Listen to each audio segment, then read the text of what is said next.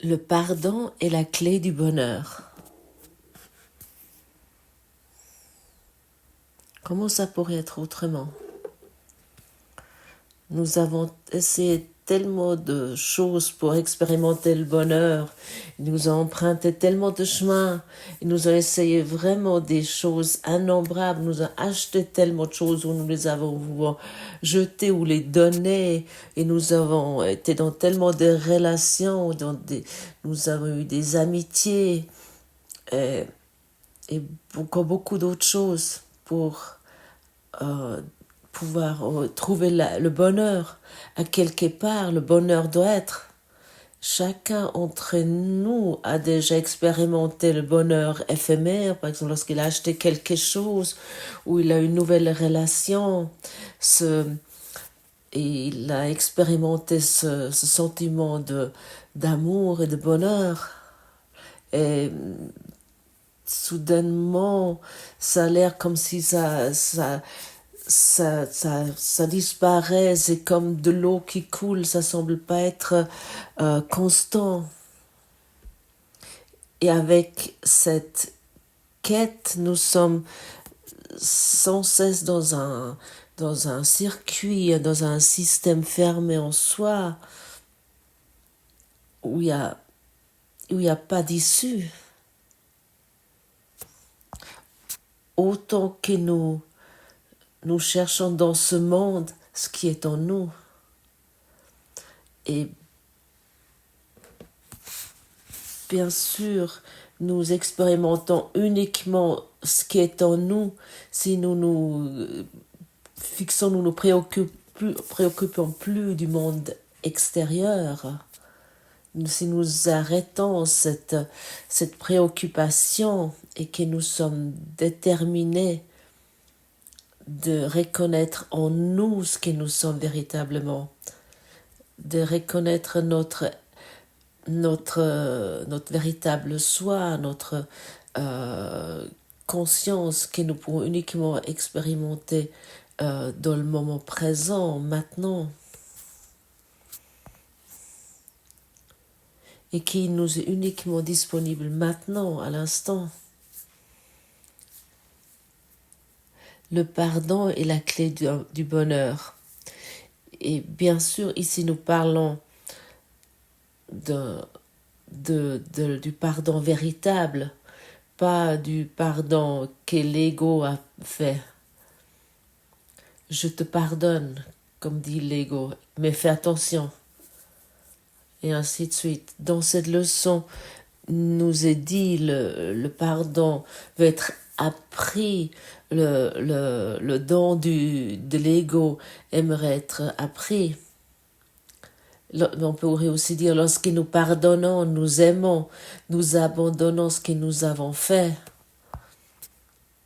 Nous ne mettons plus notre culpabilité inconsciente vers l'extérieur, mais nous l'abandonnons, nous le lâchons. Regardez et lâchez. Nous regardons ce que nous pensons, ce que nous disons, ce que nous projetons, et pour arriver dans l'expérience que donner et recevoir sont à l'instant même. C'est un, en vérité. Et c'est déjà été mentionné souvent ici, lorsque tu es malheureux, lorsque tu es triste, tu te l'es donné à toi-même, tu te l'as infligé à toi-même. Pour un esprit non exercé, cette déclaration semble menaçante ou incompréhensible, mais c'est ainsi. Le monde est totalement neutre. Tu peux projeter sur le monde ce que tu désires. Tu peux expérimenter dans ce monde tout ce que tu désires. Et comme nous nous sommes exercés nous-mêmes de maintenir nos idées, nos convictions, et et nous expérimentons toujours sans cesse la même chose, les mêmes relations, les mêmes personnes, le même travail, les mêmes manques, les mêmes conflits, et ainsi de suite. Nous croyons que notre vie est ainsi. C'est ainsi. Nous sommes comme ça. Le monde est ainsi. Et ici, c'est encore une fois te dit pour te rappeler, tu as inventé le monde que tu vois. Ça ne peut pas être répété assez souvent. Juste nous l'abandonnons finalement avec le pardon. Ceci semble être un problème pour moi. J'aimerais qu'il soit résolu. Mais nous devons reconnaître que ça représente un problème pour nous. Et nous devons être assez éveillés, assez vigilants pour trouver des formulations comme ça dans notre esprit.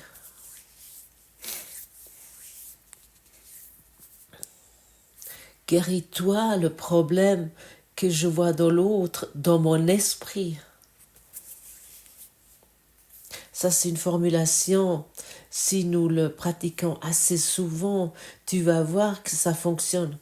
Et le problème que je vois en toi est dans mon esprit. Et je voulais le voir en toi. Et maintenant, je ne suis plus la victime du monde. Maintenant, je suis quelqu'un qui se lève, qui se met debout, parce qu'il reconnaît son pouvoir, le pouvoir du pardon, la clé du bonheur.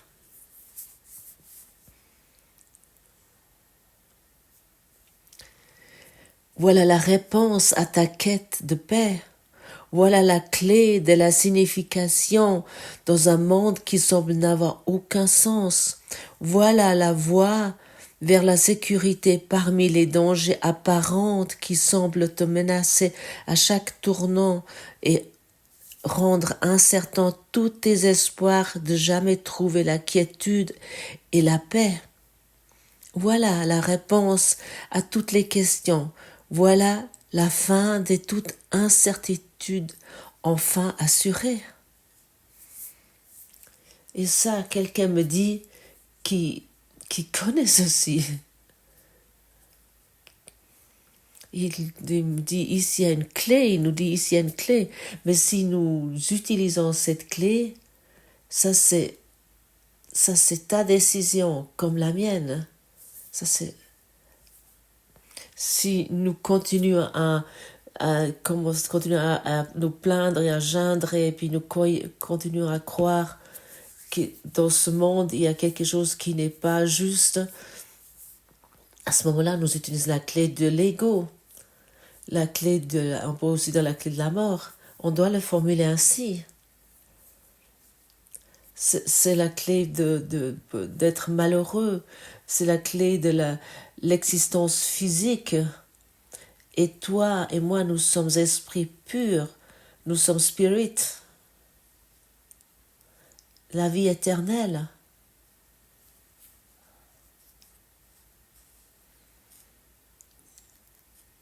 Et nous nous sommes identifiés avec un monde, ou plutôt avec un corps, et nous avons oublié de rire sur ceci.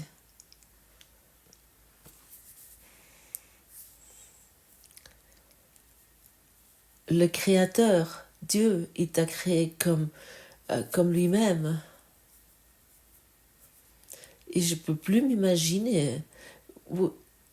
À l'époque, je le pratiquais.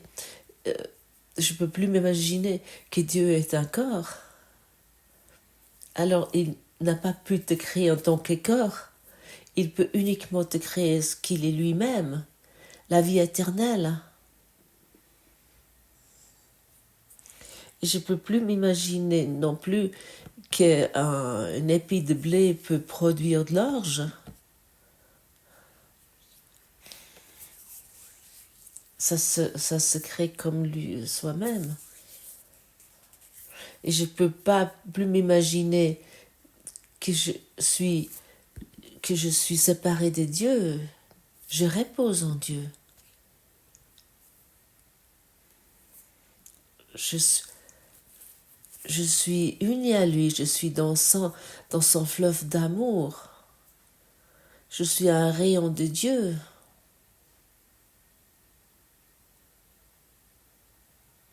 Ce sont des formulations qui peuvent nous soutenir, nous aider, pour vraiment se rappeler,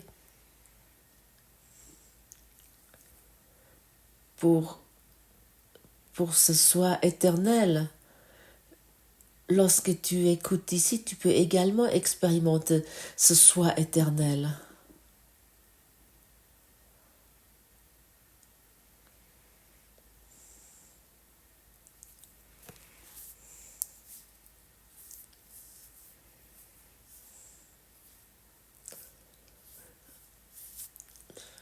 Nous pouvons également en fait voir toute notre existence comme une expérience de capitulation. Nous capitulons ici. Nous capitulons toute notre vie. C'est une expérience. C'est une expérimentation. Et tu pourrais te poser les questions suivantes. Est-ce que je suis déterminée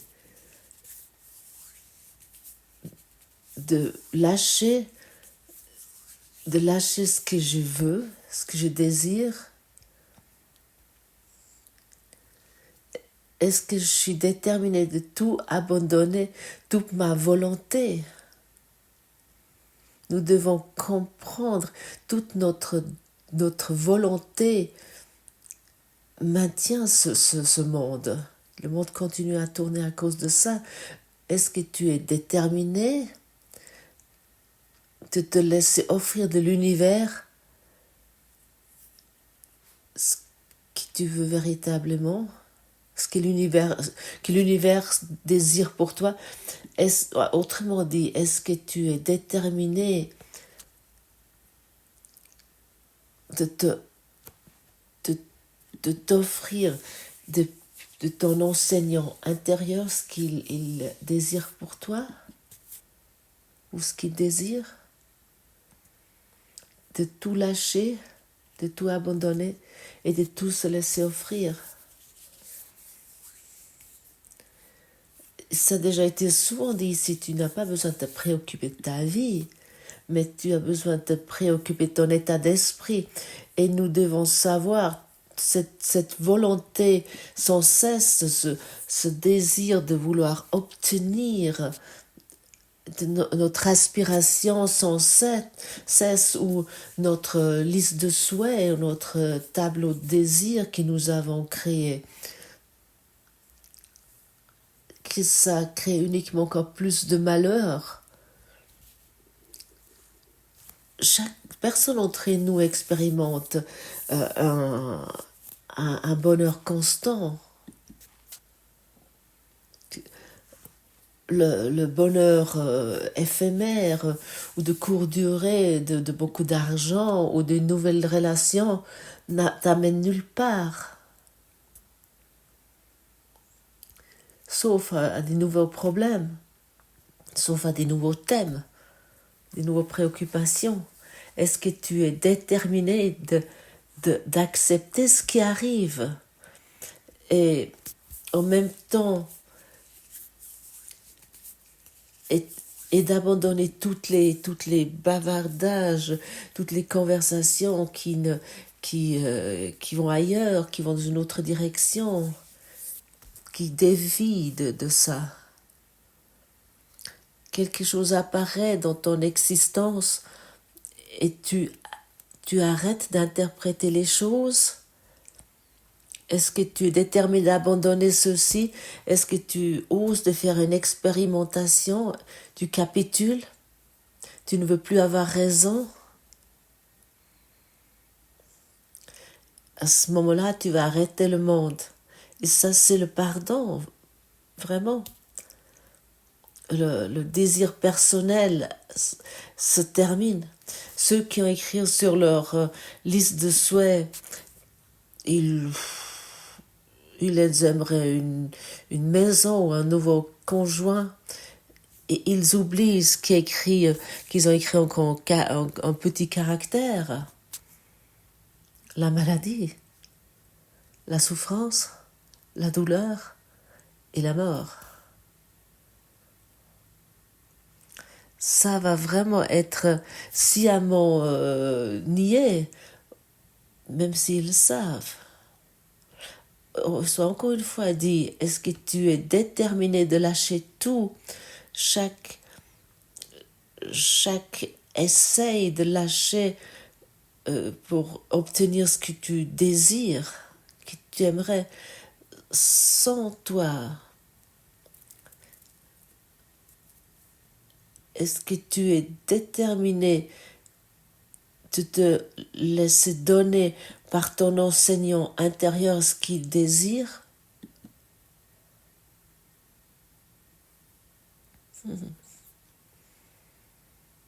Est-ce que tu es déterminé d'accepter ce qui arrive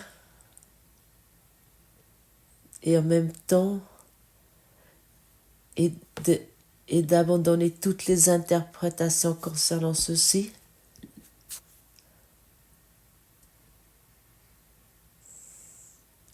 Ces questions, tu peux te poser.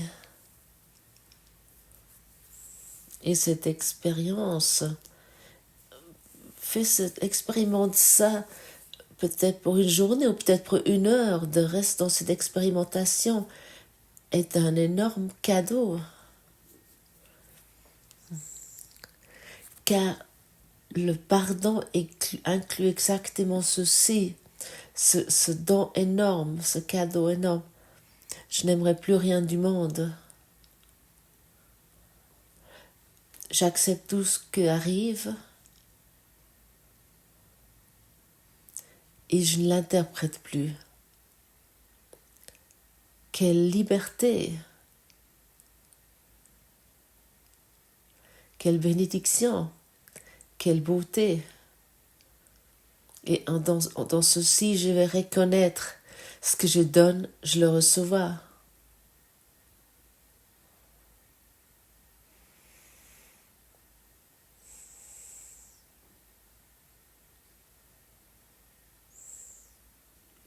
On pourrait le formuler aussi ainsi.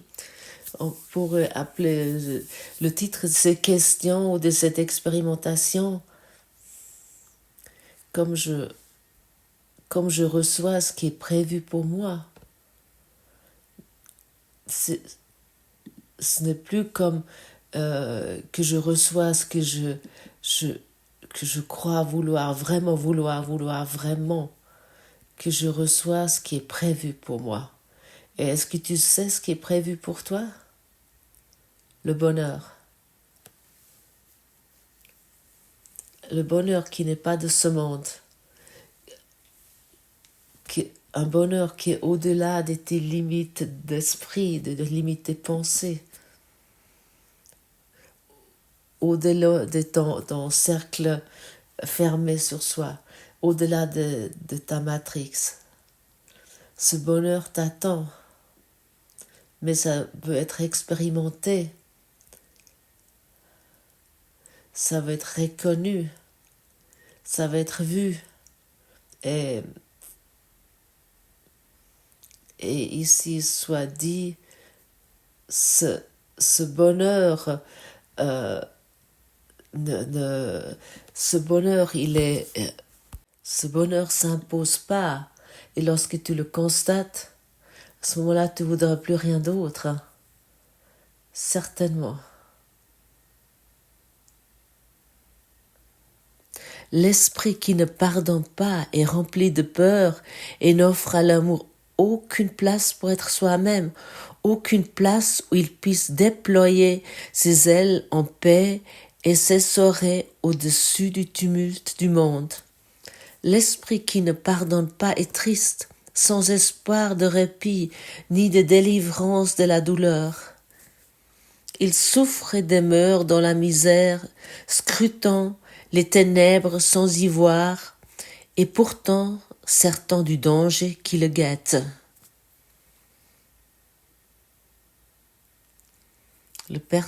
L'esprit qui ne pardonne pas est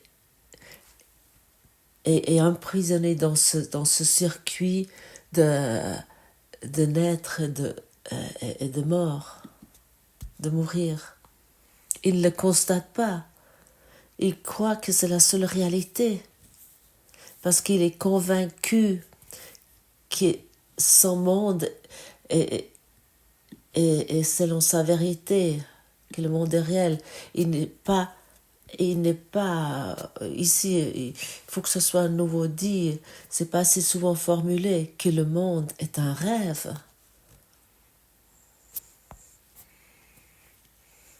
Maya.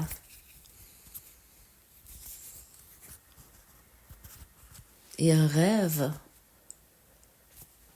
où nous expérimentons comme prisonniers.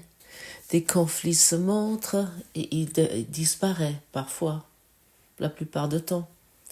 Mais il y a encore une rancœur en nous, n'est-ce pas? Oui, il y a encore de la rancœur en nous.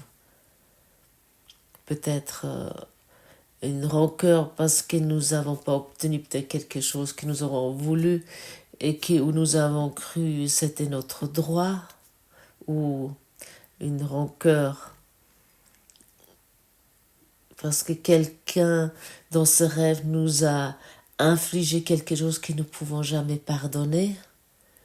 Et à un moment donné, cette rancœur se montre nouveau et nous devenons à nouveau fâchés, nous attaquons nos relations, nous attaquons le monde et nous ne savons pas et nous ne constatons pas qu'est-ce que nous infligeons nous-mêmes et à quel point c'est beau de uniquement recevoir ce que l'univers aimerait nous offrir sans attente, sans interprétation.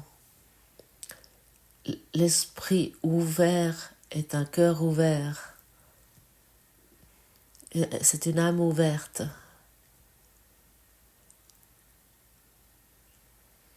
Et lorsque je parle ainsi avec toi, je sens des anges innombrables de Dieu qui attendent que tu expérimentes ceci pour qu'ils puissent se réjouir avec toi, qui attend que tu prends la clé du bonheur dans ta main pour enfin expérimenter la paix, qui attend que tu pratiques cette leçon.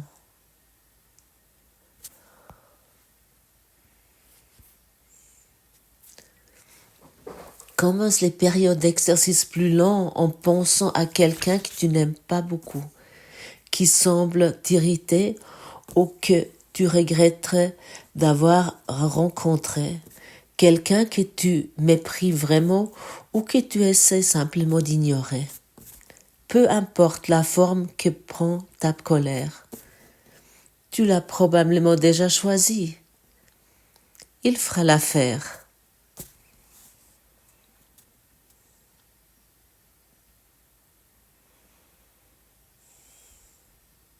Maintenant, ferme les yeux, vois-le dans ton esprit et regarde-le un moment. Essaye de percevoir quelque lumière en lui, quelque part. Une petite lueur que tu n'avais jamais remarquée. Essaye de trouver une petite étincelle de clarté brillant à travers la laide image que tu as de lui. Regarde cette lumière jusqu'à ce que tu y vois quelque part une lumière, puis essaye de laisser cette lumière s'étendre jusqu'à la recouvrir et le rendre l'image belle et bonne.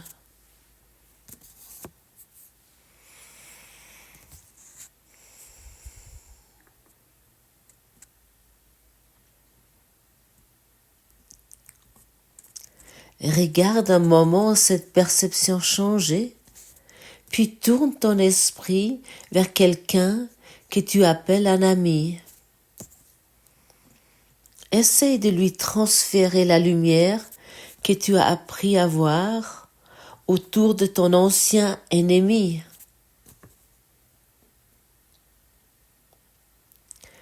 Perçois-le maintenant comme plus qu'un ami pour toi, car dans cette lumière, sa sainteté te montre ton sauveur. Sauvé et sauvant, guéri et entier.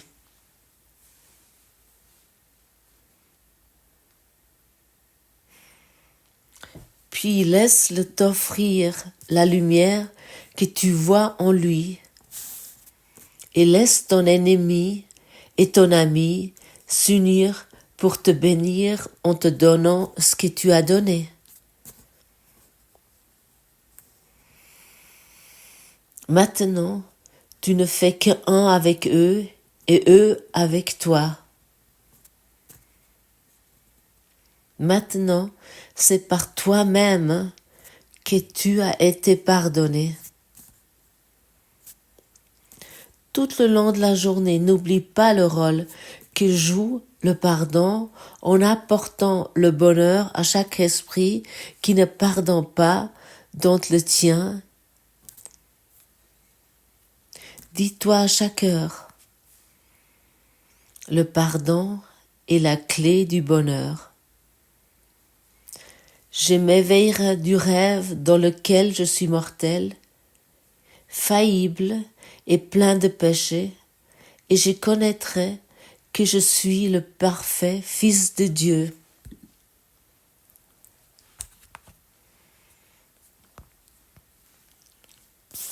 Uniquement ceci j'aimerais reconnaître, uniquement ceci j'aimerais expérimenter. Toutes mes projections se terminent ici. Toutes mes douleurs vont guérir et tous mes soucis et inquiétudes vont disparaître. Et je me reconnais comme le soi que nous sommes, le soi unique. Et je ne veux plus utiliser le monde pour me garder dans la prison. J'aimerais voir le monde comme il est, dans la lumière de Dieu, esprit dans l'esprit, Dieu dans chaque esprit.